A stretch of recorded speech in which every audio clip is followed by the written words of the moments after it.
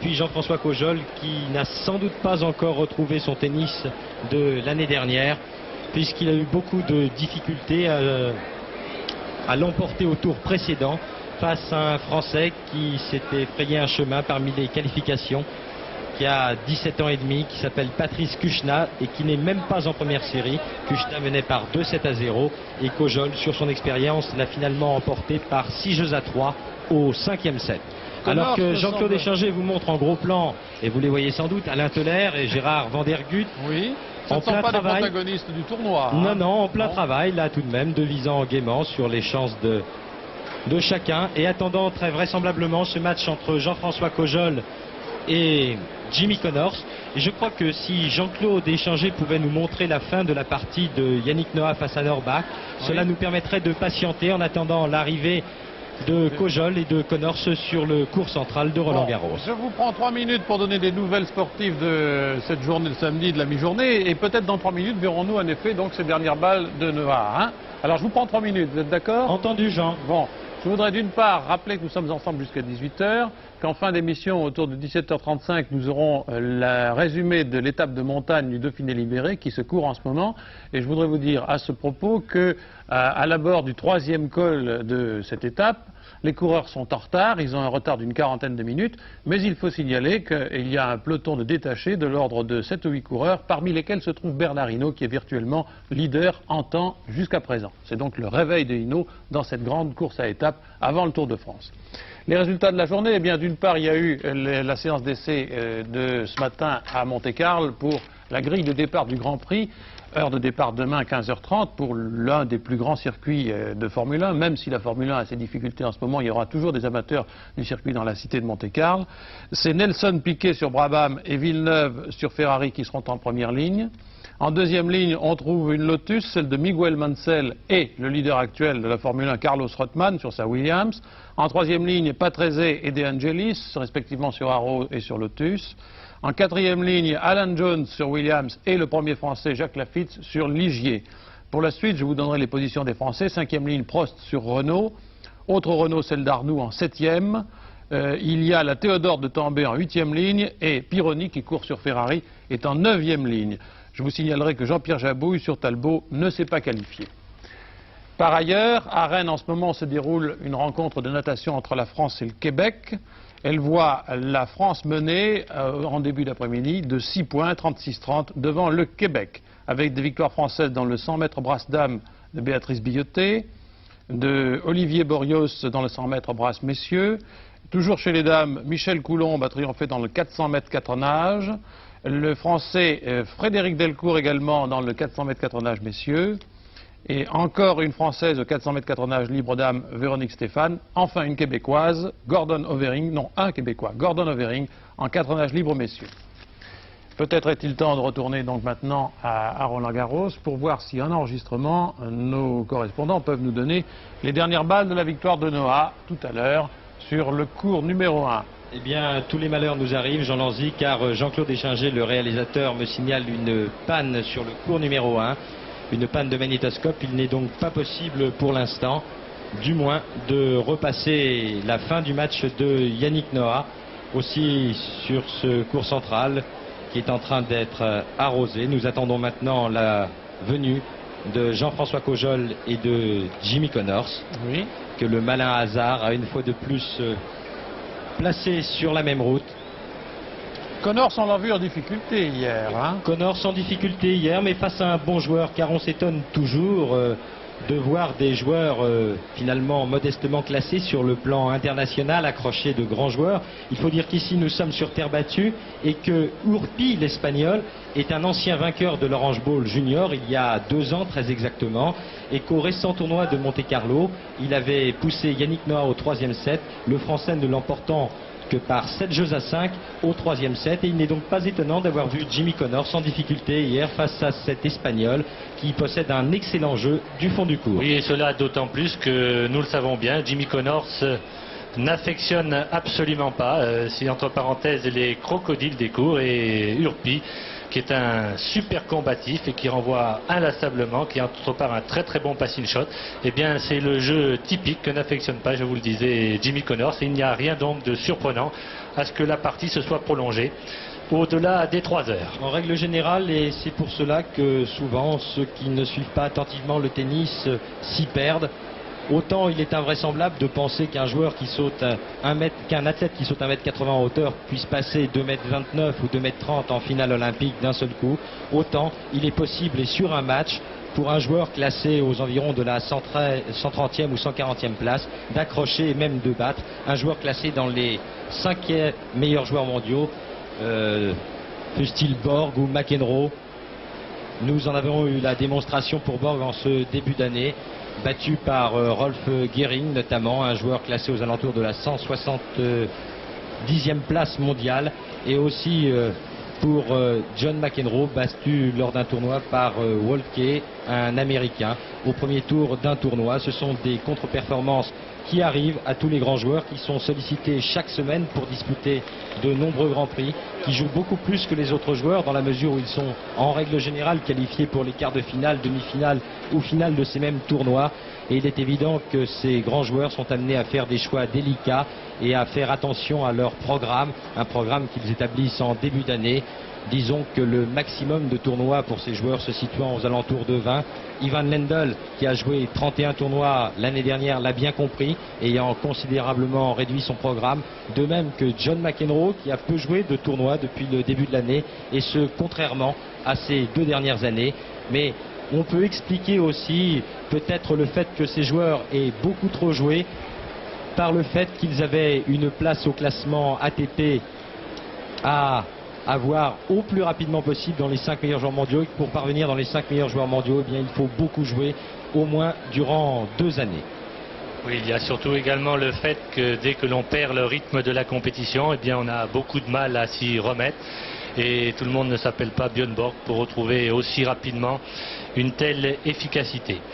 Je voudrais revenir un petit peu sur les matchs que vont disputer, et les 2 Français restent en course pour les 8e de finale. Évidemment, Jean-François Cojol a encore toutes ses chances, mais je crois que Vilas contre Noah, Noah contre Vilas, ce sera un match très intéressant, un très grand test pour le Français. Et Thulan, je pense également contre Taroxy, qui est à l'heure actuelle en excellente disposition, seront 2 tests très probants pour les 2 meilleurs joueurs français actuels. On peut d'ailleurs préciser que Yannick Noah et Guillermo Vilas se sont rencontrés une fois l'année dernière. C'était en finale des internationaux de Rome. Et à cette occasion, eh bien, Vilas l'avait emporté en 3-7, 6-0, 6-4, 6-4. Mais le Français avait reconnu à l'issue de ce match avoir très mal joué sur le plan tactique, avoir accepté le combat entre guillemets du fond du court au cours de la première manche et de l'avoir perdu et y avoir laissé l'essentiel de ses forces. Ne pouvant ensuite, au cours des 2 sets suivants, malgré son service et sa volée, renverser le cours du match. Ce sera, et François vous le disait, un test intéressant pour Yannick Noah, un test bien difficile aussi, dans la mesure où le Français relève d'une blessure qui l'a éloigné des cours pendant plus d'1 mois. Tout d'abord une tendinite à l'épaule, c'est la mode dans le tennis, nous vous le disions, alors que vous apercevez sur cette image Jon Tiriac, le coach de Guillermo Vilas, son ami, pourrait-on dire même. Et Yannick Noah, ensuite, a été victime d'une entorse, et ce à 12 jours des internationaux de France. Beaucoup lui conseillaient de renoncer. Je crois pour ma part que le Français a bien fait. C'est son tournoi, c'est le tournoi qu'il préfère. Il rêve d'y briller, d'y réussir, de remporter ce tournoi. Il se sent capable de gagner sur terre battue, là où il ne se sent pas encore à l'aise par manque d'accoutumance sur herbe. Et sur surface synthétique, disons qu'il ne se débrouille pas trop mal actuellement, ayant remporté l'essentiel de ses victoires sur le plan international aux États-Unis, là où l'on joue sur surface synthétique justement. Yannick Noah, qui après un excellent début de saison, a donc été handicapé par diverses blessures. Tout d'abord au mois de mars, devant renoncer au tournoi de Milan, faisant sa rentrée à Nice, tournoi qu'il remportait en battant en finale le Bolivien Mario Martinez, mais étant largement battu en quart de finale du tournoi de Monte-Carlo par l'Américain Jimmy Connors qui fait justement son entrée sur le tour face à Jean-François Cojol. Souvenez-vous, et revenez un an en arrière, Cojol menait 2-7-0 et 5-2 balles de match dans le troisième set. J'espère en tous les cas que le nombreux public venu aujourd'hui se conduira beaucoup mieux qu'il ne s'était conduit envers le Français l'année dernière. Car souvenez-vous, Cojol avait été hué par le public, il avait complètement lâché au cours de ce troisième set face à Jimmy Connors. Et c'est en grande partie à cause de cela, à cause de Connors aussi bien sûr, qui avait modifié quelque peu sa tactique, mais en grande partie à cause de ce public que Jean-François Cojol avait laissé l'essentiel de son calme et de sa concentration, dont il aurait eu pourtant bien besoin au cours de ce troisième set pour éliminer celui qui était alors tête de série numéro 3 du tournoi, Jimmy Connors.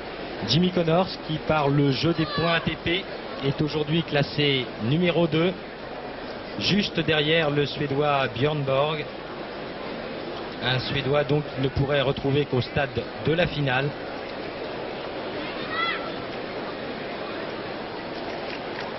Connors qui a fort bien joué depuis le début de l'année et dont nous avons constaté essentiellement à Roland-Garros de nombreux progrès sur terre battue. Des progrès que l'Américain a confirmés depuis en allant en finale à Hambourg, battu par Peter McNamara, mais ayant éliminé au passage des joueurs chevronnés sur terre battue. Donc début de cette partie dans quelques minutes entre Jean-François Cojol au premier plan sur votre écran à Jimmy Connors, qui n'a perdu que 2 rencontres depuis le début de cette saison. En quart de finale à Philadelphie, c'était face au Polonais Wojciech Fibak. Et en finale du tournoi de Hambourg, dont je vous parlais il y a un instant,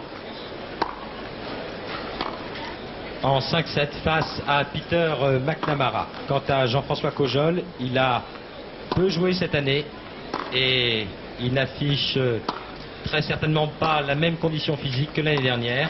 Mais durant ces balles, je vous propose de revoir quelques minutes de la fin de la partie de Yannick Noah, opposé au Suédois Jan Norrbach, puisque l'on me signale dans le casque qu'il est possible maintenant de diffuser les dernières minutes de cette rencontre. Alors Jean-Claude Échanger, lorsque vous serez prêt, vous pouvez nous envoyer les images du match entre Yannick Noah, que vous voyez ici au ralenti, et qui était opposé il y a 1 heure après au Suédois Norrbach. Norrbach qui est un bon joueur, sans plus, placé aux environs de la 5e place mondiale. Mais à ce niveau-là, tous les matchs sont difficiles à jouer. Et nous sommes actuellement au 4e set. Je vous rappelle que Yannick Noah a remporté le plus facilement du monde la première manche sans faire la moindre faute, 6-0. Petite déconcentration ensuite et gain de la deuxième manche par le Suédois Norrbach, 6-3. Victoire de Yannick Noah au 3e set par 6-1. Et nous attendons le tableau d'affichage pour connaître le score dans cette 4e manche.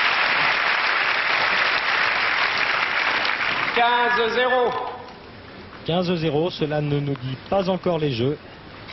Yannick Noah au service.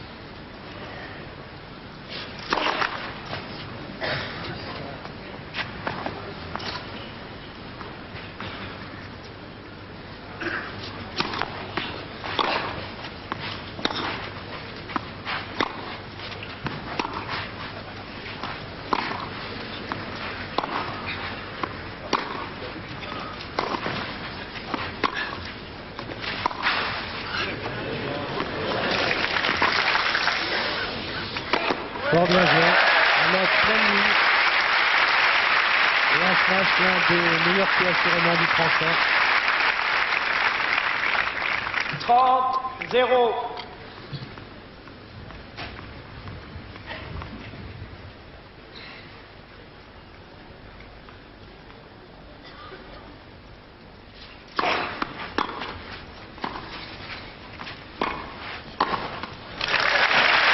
Sans problème.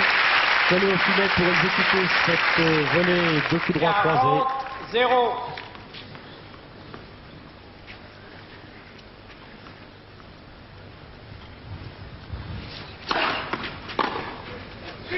Et Noah. Noah, 5 jeux à 3, quatrième manche. Et bien voilà, l'arbitre vient de vous donner le score. 5 jeux à 3 donc pour Noah qui a fait le break dans cette quatrième manche. Yann Norbach au service.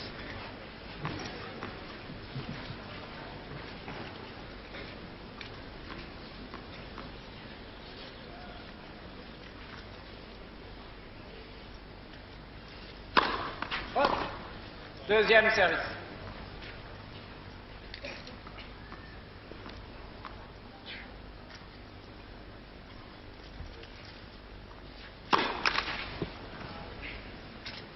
Une double faute. 0, 15. Le Suédois en avait commis beaucoup au cours de la première manche, notamment 2 de suite.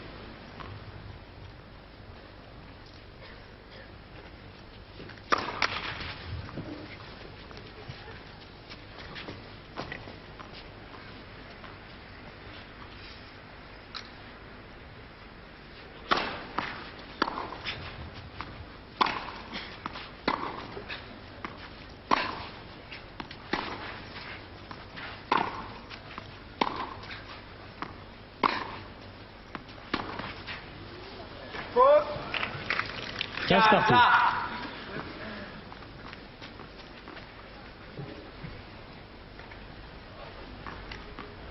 Ce cours numéro 1 construit il y a maintenant 1 an et demi.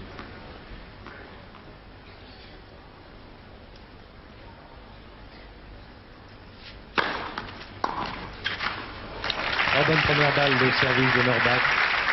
30, 15.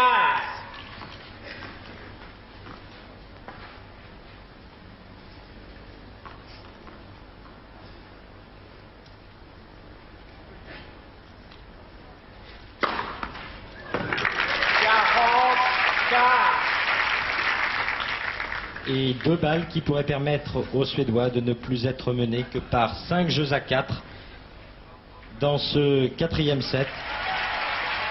Alors que Yannick Noah paraît quelque peu agacé.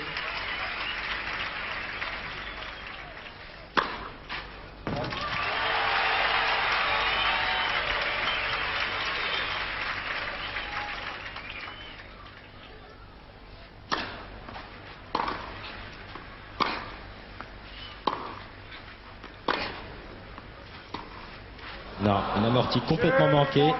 Et jeu Norbach qui n'est donc plus mené que par 5 jeux à 4 dans ce quatrième set, mais qui possède toujours un service de retard puisque dans quelques instants, Yannick Noah, le Français, va donc servir pour le gain du match et pour la qualification en 8e de finale du tournoi de Roland-Garros.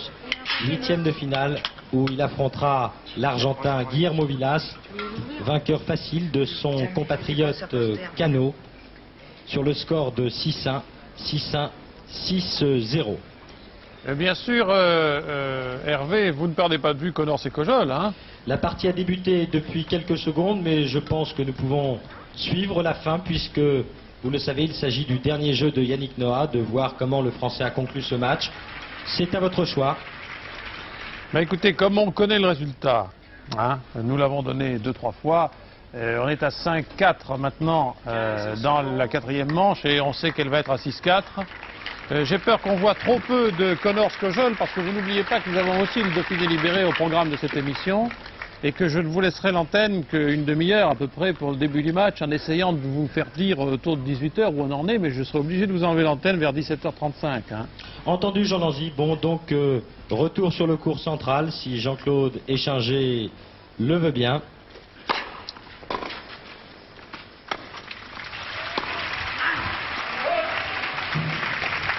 Voilà, nous y sommes. Jean-François Kojol au premier plan et au service. Les deux joueurs en sont à 30 partout.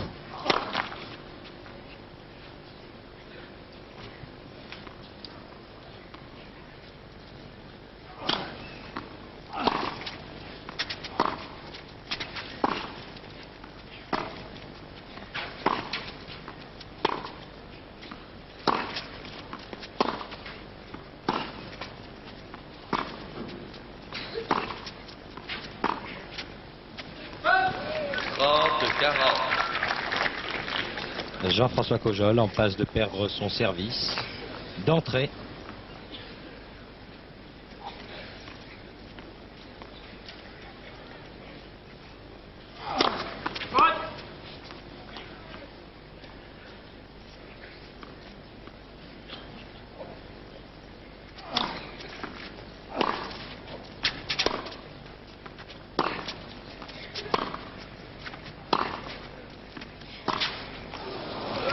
Voilà qui est fait. La tactique de Jean-François Cojol, elle est simple. Elle est connue aussi par tous ceux qui suivent le tennis. C'est jouer essentiellement des balles cotonneuses, des balles molles, à mi-court, sur le coup droit de Jimmy Connors de préférence, car l'Américain commet encore beaucoup de fautes en coup droit lorsque la balle n'a pas de poids et lorsqu'il est obligé de faire la pression, plus exactement, de prendre la balle devant lui, mais sur une balle molle, eh bien, l'Américain commet encore de nombreuses fautes, bien qu'il nous soit apparu plus fort et plus patient dans l'échange cette année, depuis le tournoi de Monte-Carlo. Et puis, il faut bien reconnaître aussi, lorsque l'on dit que Jimmy Connors n'est pas un joueur de terre battue, on oublie trop facilement qu'il s'est qualifié ces 2 dernières années pour les demi-finales du tournoi de Roland-Garros, ce qui n'est tout de même pas mal. Jimmy Connors au service, il mène par 1-0 dans ce premier set.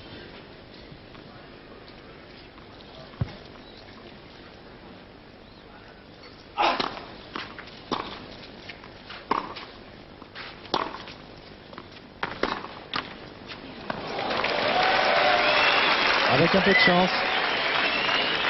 15-0.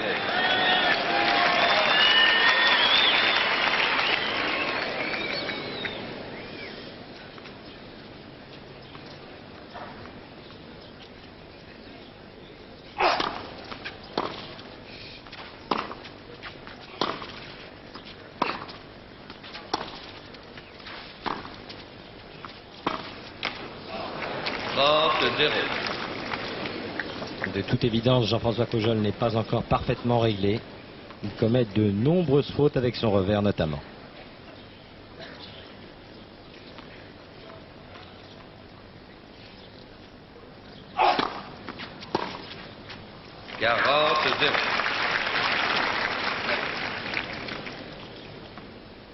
Et 3 balles de 2-0 pour l'Américain.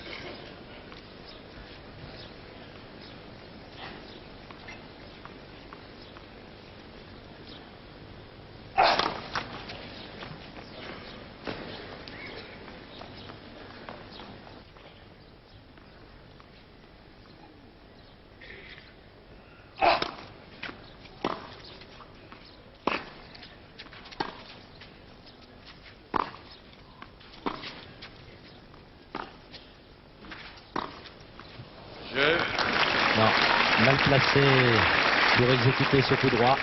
2-0 pour Connors dans ce premier set. Un Jean-François Cojol lent de jambes pour l'instant, mais peut-être ressent-il les fatigues du match qu'il a disputé hier en 32e de finale face à Patrice Kuchna. Match remporté par Cojol 6-3 au 5e set.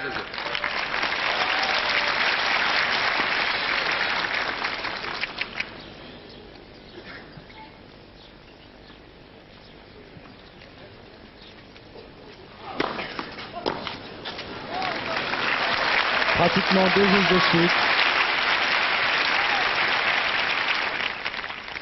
30-0.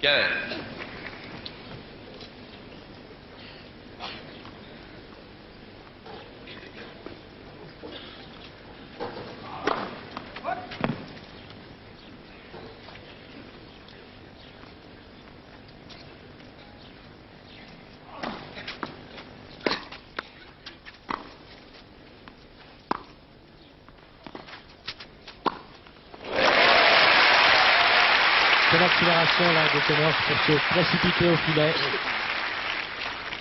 30.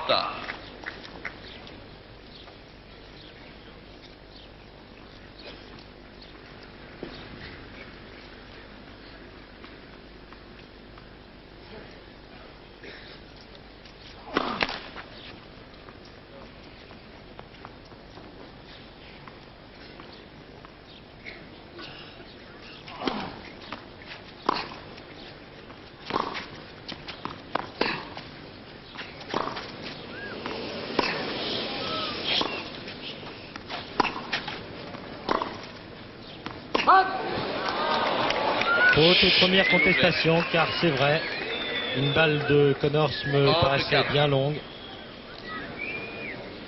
Une balle de 3-0, mais surtout que le Français ne s'énerve pas par cette première faute d'arbitrage.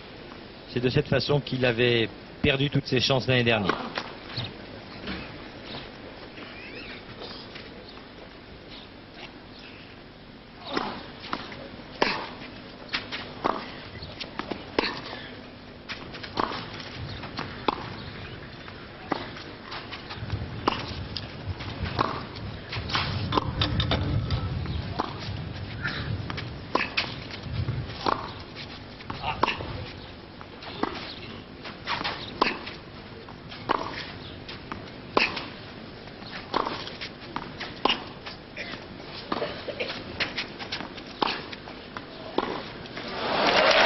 Connors fait beaucoup moins de fautes.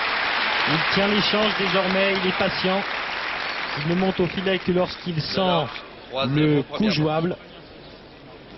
C'est dire le coup gagnant. Alors que Jean-François Cojol vient d'aller trouver l'arbitre pour lui signifier son mécontentement. 3-0 pour Jimmy Connors qui domine très nettement ce début de partie. Mais Jean-François Cojol, en gros plan sur votre écran, fait moins de fautes qu'au cours des deux premiers jeux. Et cela est plutôt rassurant pour la suite de cette rencontre.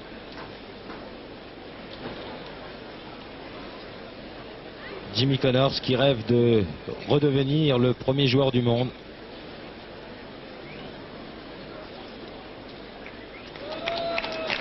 Lui qui n'a pas atteint la finale d'un grand tournoi depuis 2 ans maintenant. La dernière fois c'était à Flushing Meadows en 1978. Il l'avait d'ailleurs emporté face à Borg en 4-7, donc 2 ans et demi. L'attente est longue pour ce joueur orgueilleux et ambitieux. Il est au service.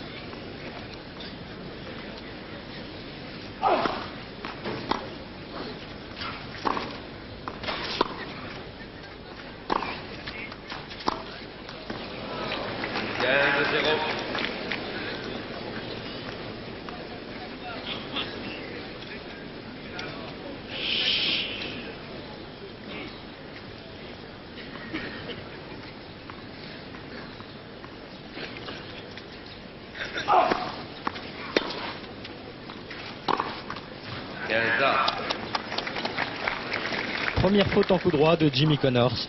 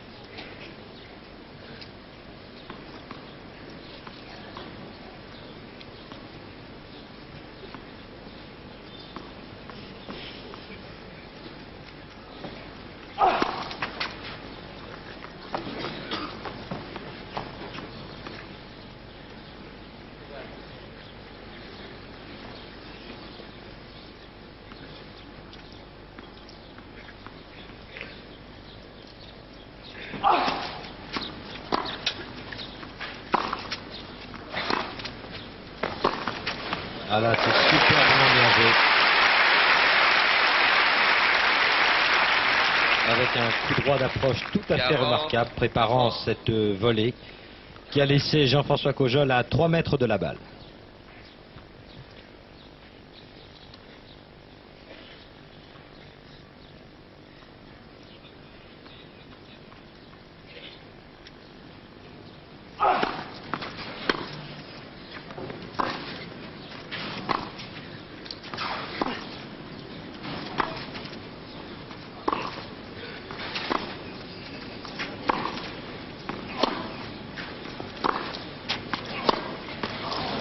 Non, nouvelle faute de Jean-François Cojol.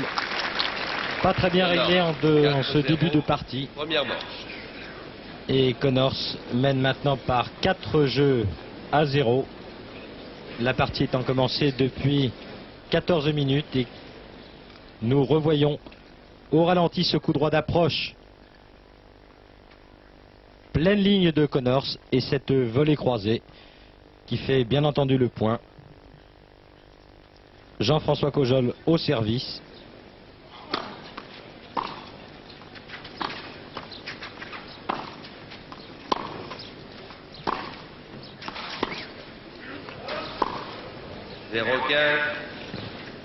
Complètement hors du coup actuellement Cojol.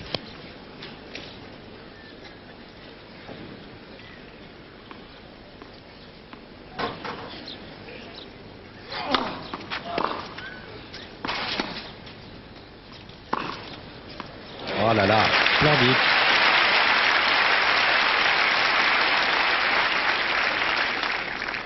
Zéro 30.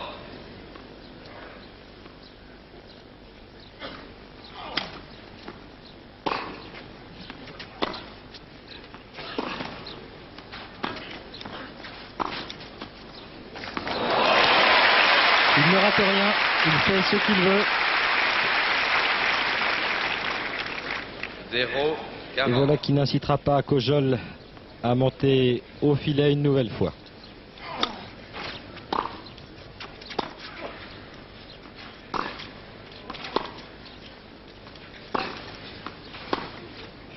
Non, il est complètement débordé là, le Français. Cojol qui en tout et pour tout a commis 3 fautes depuis le début de cette rencontre. 5 jeux 0, première manche. Ce qui explique qu'en l'espace d'un quart d'heure, le score soit de 5 jeux à 0 en faveur de l'Américain.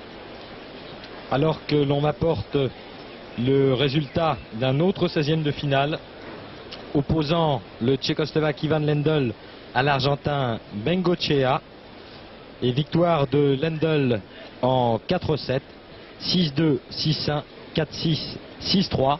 Lendl affrontera en 8e de finale le vainqueur de la rencontre opposant l'Australien Peter McNamara à l'Américain Billy Martin, donc vraisemblablement Peter McNamara.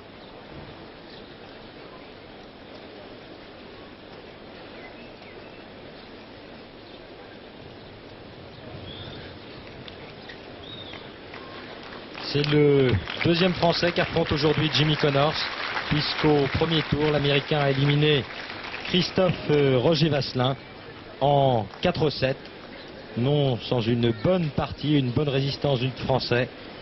Score 6-1, 7-5, 3-6, 6-3. 5 jeux à 0 pour Connors, qui sert pour le gain de la première manche.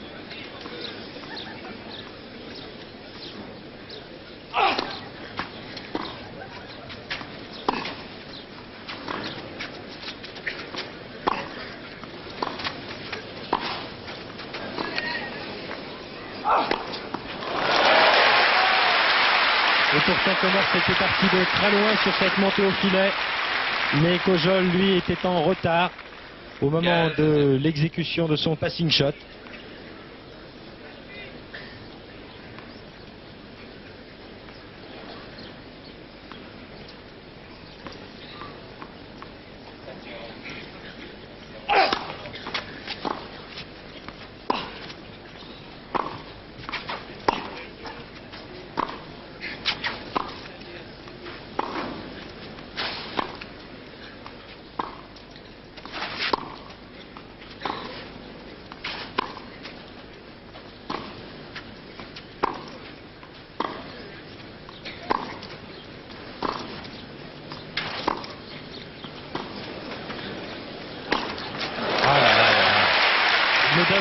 pratiquement plus jamais de points, Connors, du moins au vu de ce premier set. 30-0. Il accélère quand il le faut et domine très largement Jean-François Cojol depuis le début de cette rencontre.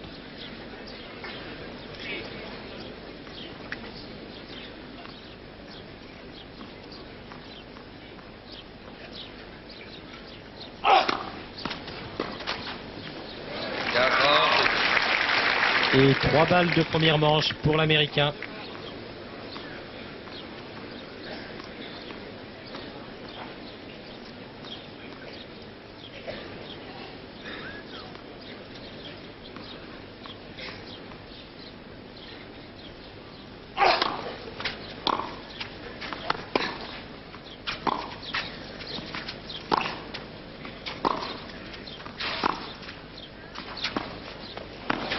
Et non. Connors qui remporte donc le premier set en 19 minutes. Cojol qui est sifflé par le public. Jeu et première manche. C'est tout à fait anormal car le Français fait ce qu'il peut actuellement. Deuxième manche au service Cojol. Alors que Jean-Claude Échinger à l'américaine vous montre une diapositive avec le score de ce premier set. Jean-François Cojol au service.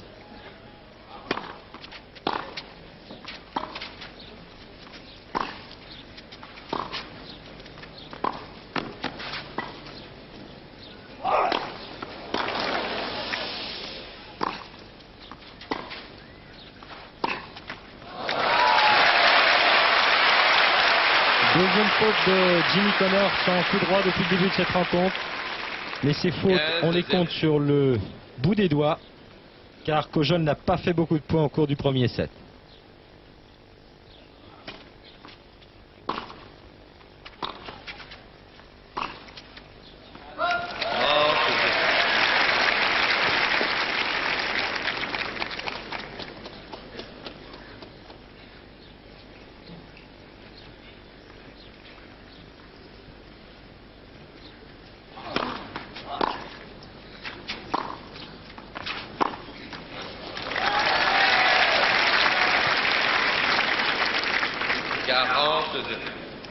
Et 3 balles de jeu pour Jean-François Cojol maintenant dans cette deuxième manche. Voilà qui est fait, un jeu blanc. Cojol qui mène un jeu à 0 dans le deuxième set et qui est applaudi. Je préfère très nettement cette réaction du public au sifflet que nous avons entendu il y a quelques instants. Cojol, 1-0, seconde manche.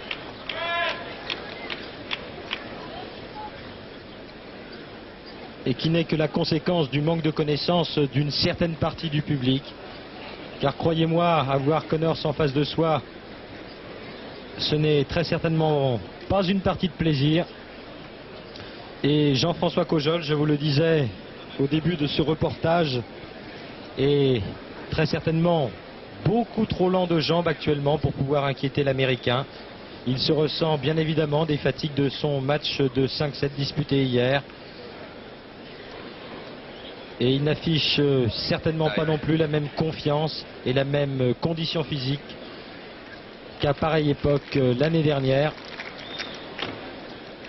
Souhaitons-lui en tout cas de pouvoir renverser le cours d'une partie bien mal engagée pour lui.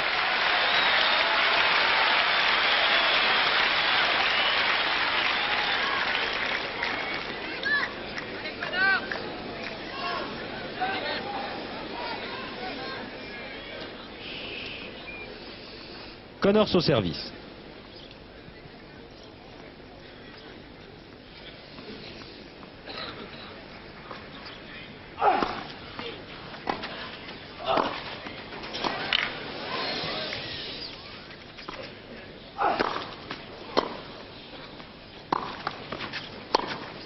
Ah, c'est super. Ah, il faudrait peu de choses pour que Jean-François Cojol et le public avec lui. C'est à lui de jouer maintenant. 0-15.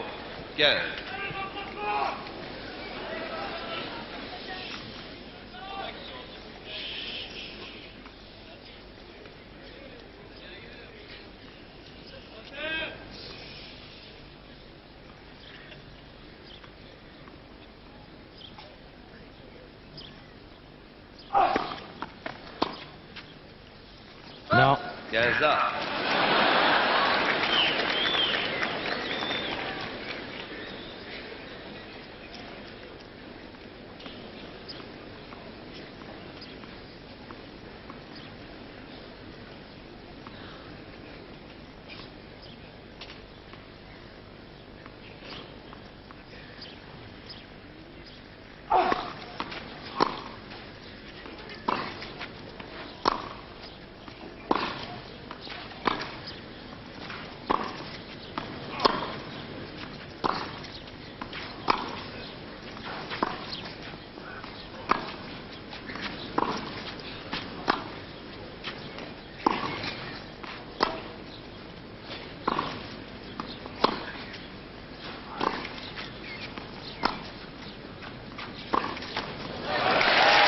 Bien joué de la part de Jean-François Cojol, qui alterne les balles longues 15, 30. et les balles cotonneuses au milieu du court.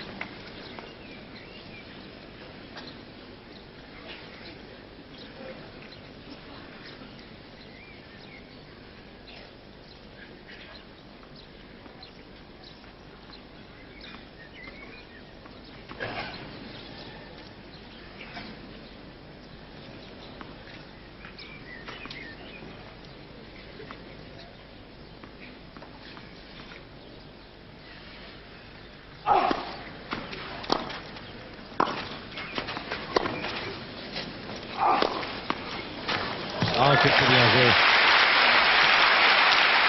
Un smash difficile à exécuter. 40, 30. Et balle d'égalisation à un jeu partout pour l'Américain dans ce deuxième set.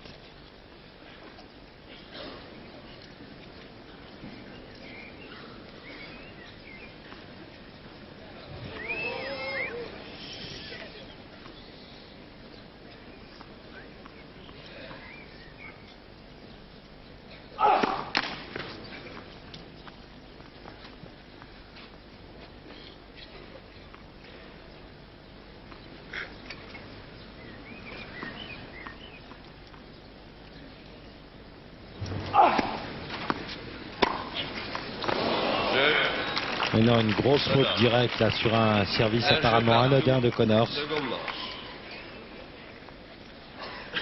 Alors qu'il fait très chaud sur le central, ce qui explique que Connors soit allé chercher une serviette.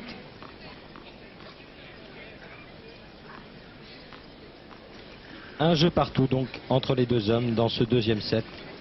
Le premier étant remporté par Connors par 6 jeux à 0.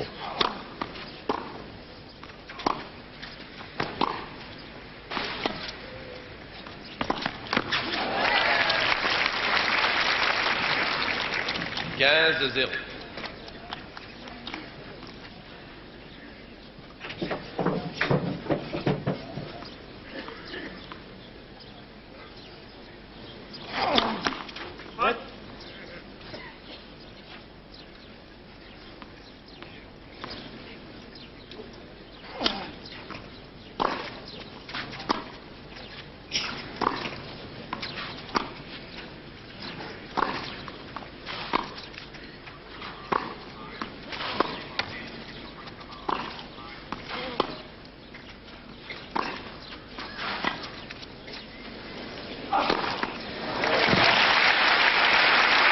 Il donne un rythme étonnant à la partie, Connors.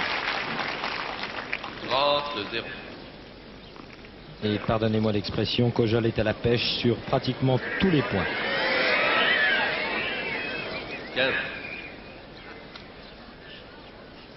Pépino.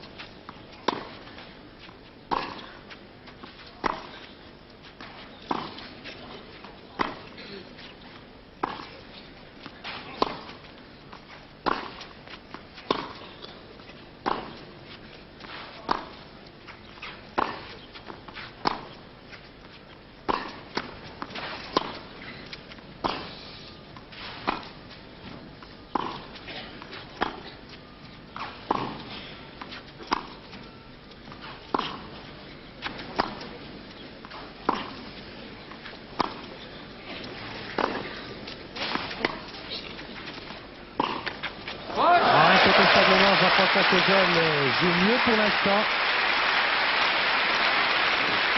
Et sur cet échange très précisément, nous avons vu Connors aller de droite à gauche du court. Jean-François Cojol distribuant le jeu à sa guise.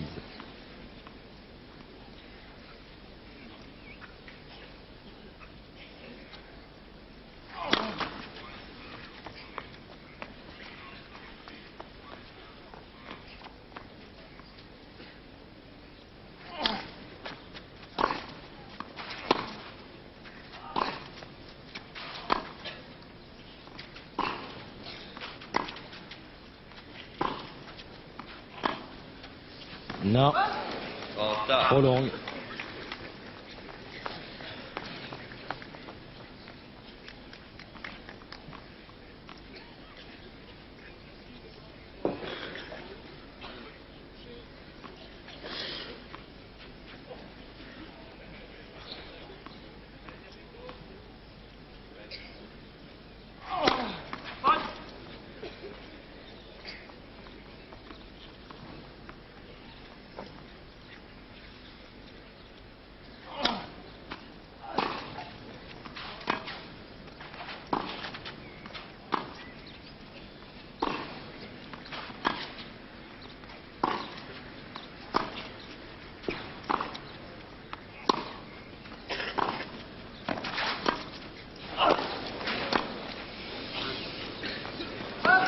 Une bonne montée de Jimmy Connors là.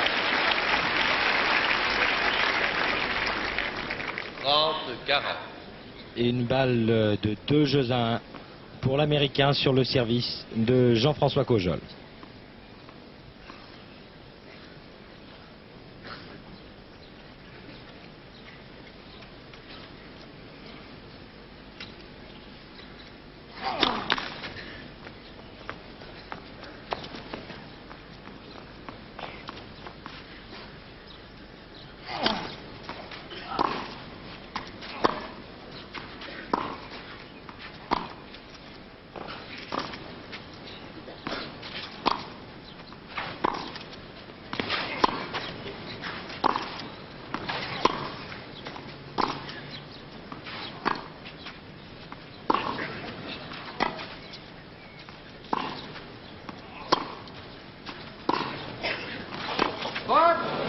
Oui, 40 ans.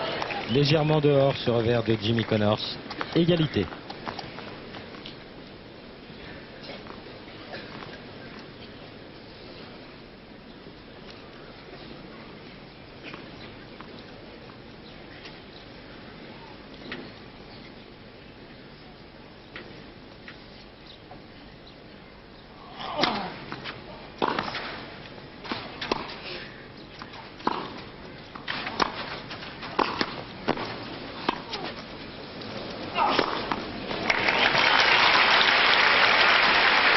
Nouvelle balle de 2 jeux à 1 en faveur de l'Américain. Avantage Connors.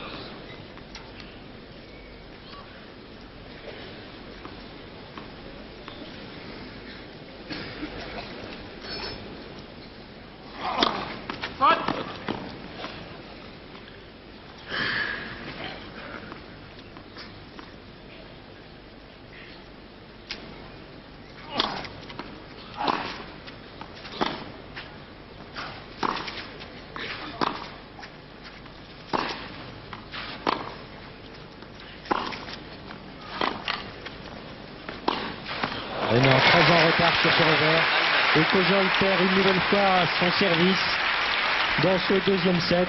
C'est la 4e fois sur 5 services que Cojol perd sa mise en jeu. Il est donc mené actuellement, comme vous le montre le panneau, par 6 jeux à 0 et 2 jeux à 1. Service à suivre pour Jimmy Connors. Oui, eh bien Roland Garros, je crois qu'on peut dire que la première manche a été très rapide, que la deuxième peut-être voit Cojol prendre un peu du poil de la bête. Qu'est-ce que vous en pensez? Cela risque d'être très très difficile aux Français, qui me paraît bien joué sur quelques points, mais qui malheureusement n'a pas de continuité dans son jeu et qui n'a surtout pas, à mon avis, les moyens physiques aujourd'hui de tenir la cadence qu'il voudrait lui-même imposer, à savoir tenir l'échange le plus longtemps possible et amener Jimmy Connors à faire des fautes en coup droit. Malheureusement, Jean-François Cojol fait le plus souvent le premier la faute et sans doute, je vous le disais tout à l'heure, se ressent-il des fatigues de son match remporté en 5-7 hier face à Patrice Kuchna. J'en profite, Jean Lanzy, pour vous donner le dernier qualifié pour les huitièmes de finale, connus aujourd'hui tout du moins. Oui. Il s'agit de José Luis Clerc qui a battu son compatriote argentin Gonzabal en 3-7, 6-4, 6-2, 6-4. Il est à noter quand même qu'il y avait au cours des 16e de finale 5 Argentins présents. Il y avait 4 Français et une bonne dizaine d'Américains. Bon, écoutez, Hervé, ce que je vous propose, c'est un petit supplément de travail. Dans 20 minutes, le Dauphiné... Et vite fait, nous allons maintenant rejoindre là-bas pour un résumé de la journée nos confrères Christian Quidet, Jean Rénal et Alain Scoubet, après le générique que vous connaissez maintenant, ce beau générique. Voilà, Roland Garros, dans quelques instants, tout sur la journée.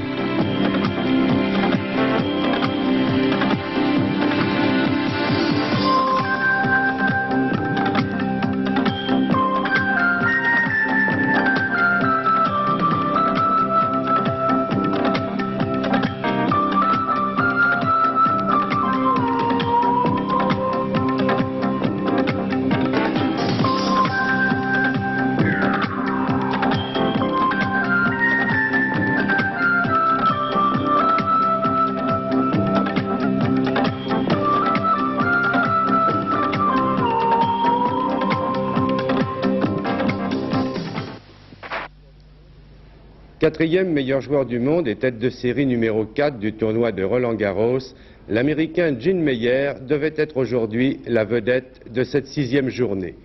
Il s'est hélas présenté devant Pecci avec une foulure au poignet et son mérite est grand de n'avoir abandonné qu'au 3e jeu du 2e set. Regardez bien son visage et vous comprendrez que ce match pour lui a été un calvaire.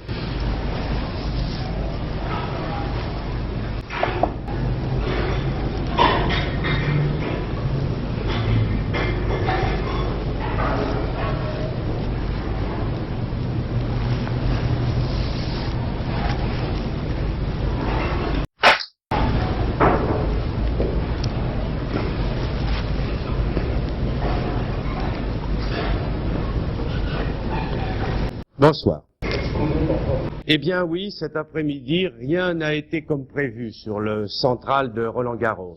On s'attendait en effet à 2 très grands matchs entre Victor Pecci et Gene Meyer et entre Jimmy Connors et Jean-François Cojol, Cojol qui avait eu une balle de match contre Connors l'année dernière. Eh bien, il faut bien le regretter. Hélas, ces 2 matchs n'ont pas eu lieu. Et pourtant, vous allez voir que Gene Meyer, l'Américain, s'est tout de même donné beaucoup de mal pour sauver la face. Il a fait de son mieux malgré son handicap. Vous allez voir quelques images. Il a d'abord perdu le premier set par 6-4. Et puis vous allez voir comment il va malgré... M'attendait également beaucoup et qui elle aussi, il faut bien le dire, a déçu.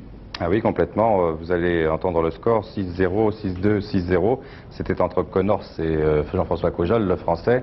Et l'on s'attendait à une sorte de match revanche, en tout cas une belle, entre Connors et Cojol, puisque vous vous souvenez sans doute que Cojol avait battu Connors à Monte-Carlo l'année dernière, et puis qu'ici même à Roland-Garros, il avait obtenu une balle de match contre l'Américain avant de se faire remonter et de perdre finalement le match. On savait que Cojol, c'était un problème pour Connors.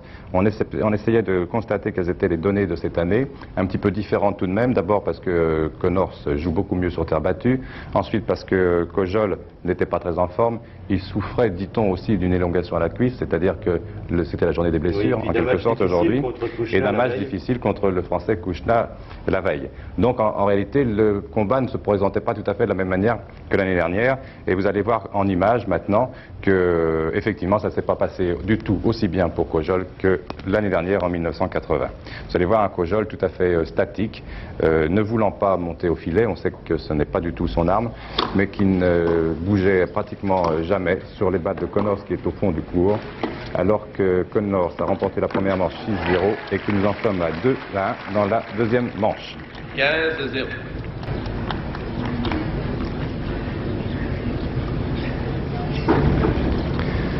Il faudra noter, je pense, parce que c'est tout à fait caractéristique, côté assez désabusé de Jean-François Cojol, qui restera pratiquement toute la partie. Je l'ai vu monter qu'une seule fois au filet, c'est quand la balle de Connors a heurté la bande du haut du filet, il a été obligé d'y aller. Sans ça, il est resté toujours derrière la ligne, se contentant de renvoyer les balles, comme c'est d'ailleurs son habitude, mais il lui arrive contre Connors en général de les mettre pratiquement toujours dans le court, et ça énerve Connors d'habitude. Or, cette fois, non seulement Connors était en forme, et on le voit sur ce match-là, mais cette fois en plus, Cojol ratait des points qui paraissaient faciles et les mettait en dehors des limites du court. 30-0 sur ce jeu. Vous allez assister maintenant à ce qui a été le plus long échange de la partie.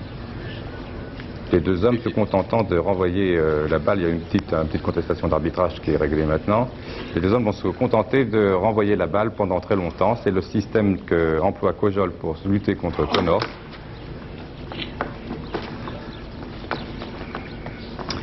Et cette fois, c'est Connors qui va rater le point. Regardez, c'est très long.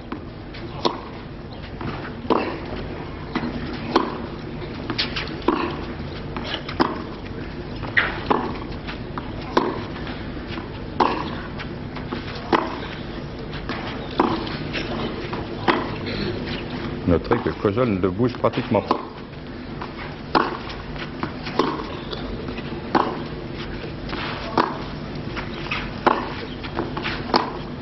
L'année dernière, ça avait usé Connors.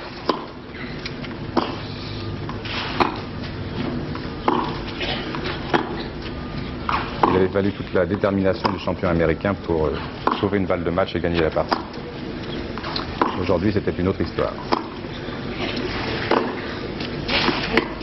Et ça dure encore. Et elle est dehors. C'est ce jeu-là qui énerve d'ordinaire l'Américain, mais je pense qu'il avait, en dehors du fait qu'il était en meilleures conditions cette année en ce qui concerne la terre battue, il avait un sacré désir de revanche. Il a parfaitement réussi son pari. 30-15.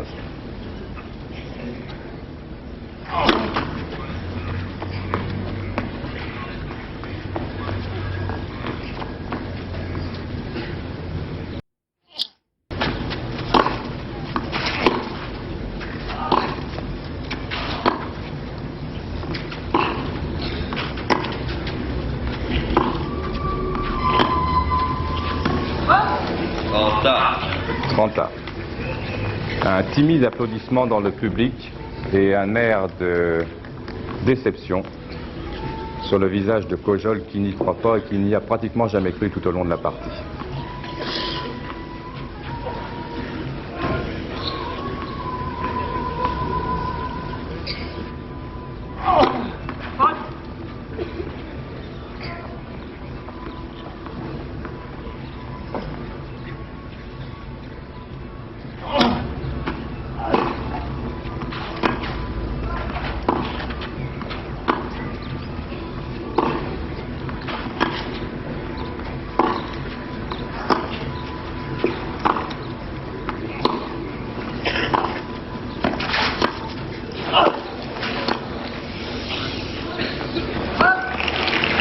Connors a cru qu'elle allait être bonne.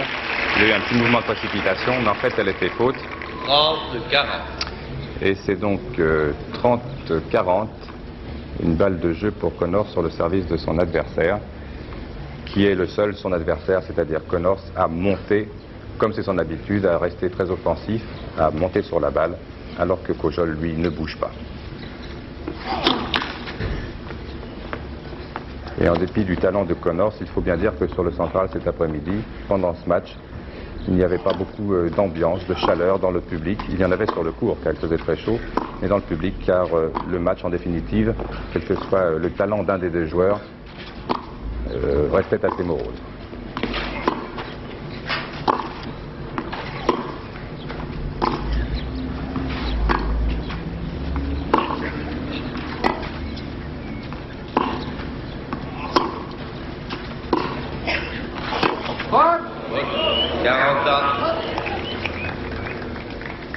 Et une faute de Connors, il n'en a pas commis beaucoup.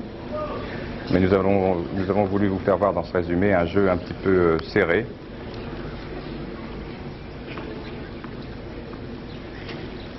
C'est là que si Kojol y avait cru, il aurait pu essayer de s'accrocher un petit peu. Enfin, n'oublions pas qu'il était tout de même blessé. Élongation.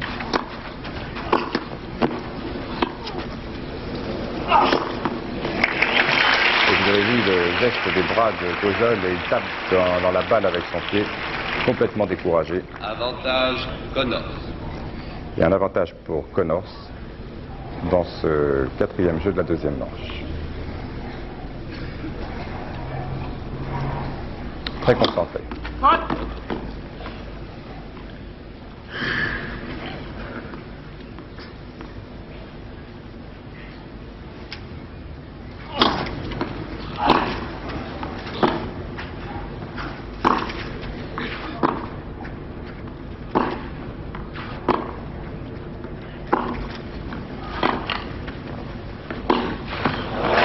Ça a été bien faire. Il aura réussi tout au long de ce match qui n'a pas duré longtemps, un certain nombre de smash comme il sait le faire avec ses hanches habituelles, quelques jolis volets aussi. Et comme nous ne voulons tout de même pas être trop méchants avec Kojol et que nous sommes un peu chauvins, il faut bien le dire, nous allons tout de même vous faire voir maintenant l'un des points réussis par le Français, un très joli point. Il n'en a pas marqué beaucoup, il a surtout gagné ses points grâce aux erreurs de Connors qui en a fait quand même quelques-unes, mais il en a marqué quelques-uns. Il était quand même normal car il est arrivé à un certain point de la compétition de vous en faire voir un. Le voici.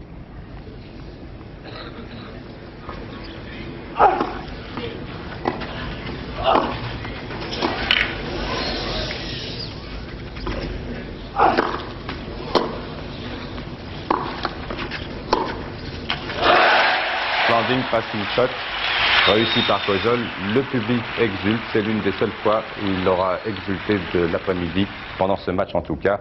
Et il n'a pas eu l'occasion d'exulter beaucoup lors des autres d'ailleurs, car sur le central, on n'a pas eu de chance, on n'a pas vu de beau match. Non, les le bons score matchs final, ont eu ailleurs, mais pas sur le central. Le score final de cette rencontre, donc 6-0, 6-2, 6-0, c'est quand même dur pour le Français. Et Connors jouera contre Purcell, l'Américain, car Purcell a battu Dips aujourd'hui. Oui, c'est la surprise aujourd'hui. Nous allons donc passer à un autre match qui avait lieu sur le central et qui opposait Borg à un autre Français, Paul-Antoine Thor. Vous savez qu'on comptait beaucoup sur ce Français, enfin...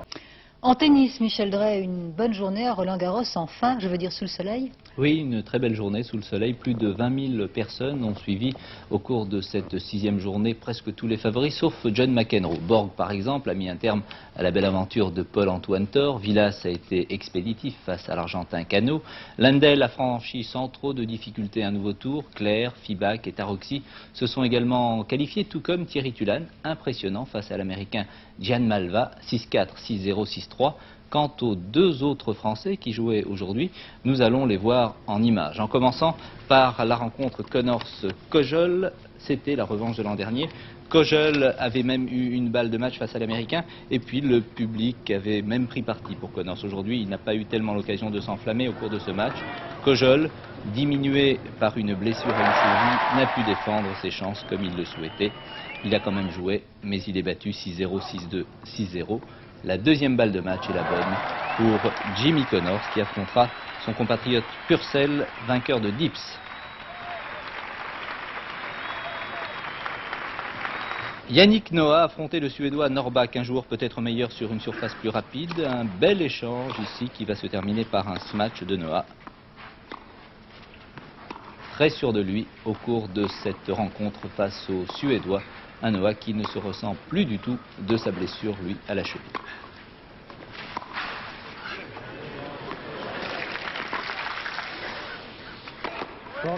Un beau match de Yannick Noah dont le service